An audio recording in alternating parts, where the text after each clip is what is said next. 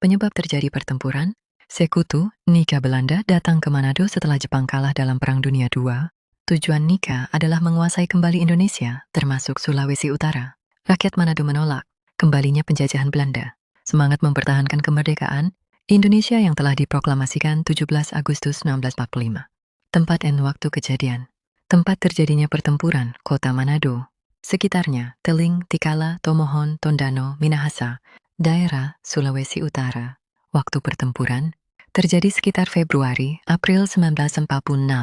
Puncak perlawanan terjadi pada 14 Februari 1946. Jalan pertempuran. Rakyat dan pejuang Manado melakukan perlawanan bersenjata. Persenjataan pejuang sangat terbatas. Sekutu Nika memiliki senjata lengkap. Pertempuran berlangsung sengit dan tidak seimbang. Banyak pejuang ditangkap dan dieksekusi oleh Nika. Jumlah korban. Korban dalam pertempuran. 1. Pejuang Indonesia, ratusan orang gugur dan dieksekusi. 2. Pihak Sekutu Nika mengalami kerugian, namun jumlah pastinya tidak diketahui secara pasti. Banyak tokoh pejuang Manado dihukum mati oleh Belanda. Tokoh dari pihak Indonesia. Tokoh pejuang Indonesia, Sulawesi Utara. 1. Dr. Sam Ratulangi, tokoh nasional dan gubernur Sulawesi, berperan besar dalam perjuangan kemerdekaan. 2. Robert Walter Monginsidi, pejuang muda Sulawesi Utara dieksekusi oleh Belanda tahun 1949. 3. Venje Sumual, tokoh militer dari Sulawesi Utara. Tokoh dari pihak sekutu, tokoh sekutu Belanda Nika.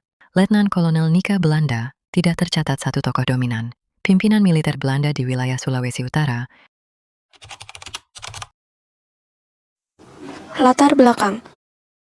Peristiwa Merah Putih Manado adalah salah satu peristiwa bersejarah yang terjadi di Sulawesi Utara pada tanggal 14 Februari 1946. Peristiwa ini merupakan perlawanan rakyat Sulawesi Utara terhadap tentara Belanda yang mencoba menguasai kembali wilayah tersebut.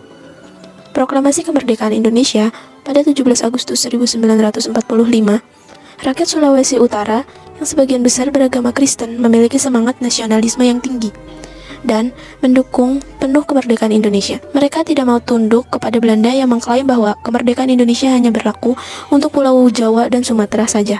Namun, pada bulan Oktober 1945, tentara sekutu bersama dengan NICA atau Netherlands Indies Civil Administration datang ke Sulawesi Utara dengan dalih membantu menyerahkan kekuasaan dari Jepang kepada Indonesia. Padahal, tujuan sebenarnya adalah untuk mengembalikan kekuasaan Belanda di wilayah tersebut. Tentara Sekutu dan Nica berhasil menduduki Manado di beberapa daerah, dan beberapa daerah lainnya Nel Taulu, Sersan Wisan, Kapten Runtuwene, Kapten Runturambi, dan Mayor Tumundo. Mereka membentuk barisan Pol 0400 Wita. Serangan dimulai, para pejuang berhasil mengejutkan tentara Belanda yang sedang tertidur pulas. Mereka menembaki pos-pos penjagaan dan gedung-gedung markas Belanda dengan senjata api dan bambu runcing. Pertempuran sengit pun terjadi antara kedua belah pihak. Para pejuang berjuang dengan gigih meskipun mengalami keterbatasan persenjataan dan amunisi. Mereka juga tidak gentar menghadapi serangan udara dari pesawat-pesawat Belanda yang membombardir posisi mereka. Puncak peristiwa ini terjadi ketika para pejuang berhasil merebut bendera Belanda yang berkibar di atas gedung markas Belanda.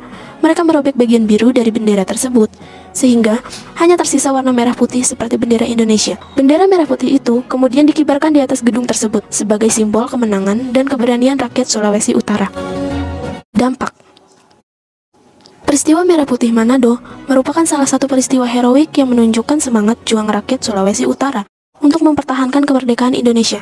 Peristiwa ini juga menginspirasi rakyat di daerah lainnya untuk melakukan perlawanan terhadap Belanda. Namun, peristiwa ini juga menimbulkan korban jiwa yang cukup besar dari kedua belah pihak. Diperkirakan sekitar 300 orang pejuang gugur dalam pertempuran ini, sedangkan tentara Belanda kehilangan sekitar 200 orang. Selain itu, peristiwa ini juga menyebabkan kerusakan fisik yang parah di kota Manado. Banyak gedung-gedung dan rumah-rumah yang hancur akibat tembakan dan bom. Rakyat juga mengalami kesulitan ekonomi dan sosial akibat perang. Meskipun demikian, peristiwa ini tidak menghentikan pejuang rakyat Sulawesi Utara untuk mempertahankan kemerdekaan Indonesia. Mereka terus berjuang hingga akhirnya Belanda mengakui kedaulatan Indonesia pada tahun 1949.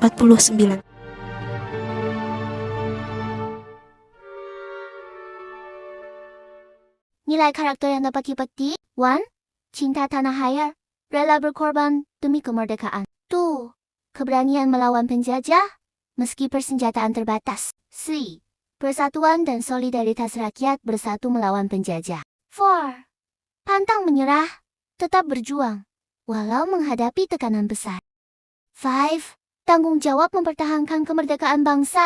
Kesimpulan, pertempuran di Manado merupakan salah satu bentuk perjuangan rakyat Sulawesi Utara dalam mempertahankan kemerdekaan Indonesia dari sekutu dan Nika Belanda. Meskipun dengan persenjataan terbatas, rakyat tetap berani melawan demi menjaga kedaulatan bangsa. Pertempuran ini menunjukkan semangat patriotisme, keberanian, dan persatuan rakyat. Dari peristiwa ini, kita dapat meneladani nilai cinta tanah air, rela berkorban, dan pantang menyerah dalam membela negara.